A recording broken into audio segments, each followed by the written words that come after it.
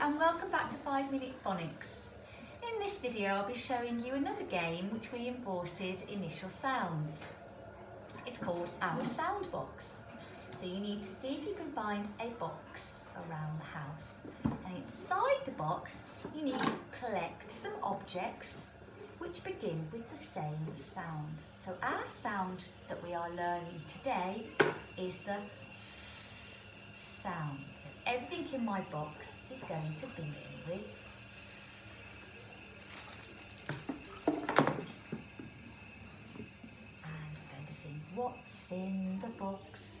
What's in the box? What's in the box? And when we sung it, we're going to open the box. And your child is going to pick out an object from the box and say what it is.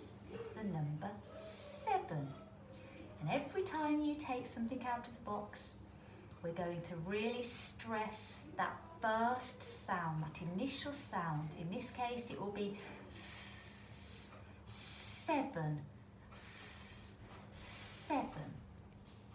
And then take out another object. Soap. Soap. And so on. Put 6 or 7 items in your box and go through, and this will help to reinforce those initial sounds. Well, I hope you have fun having a go at that little game.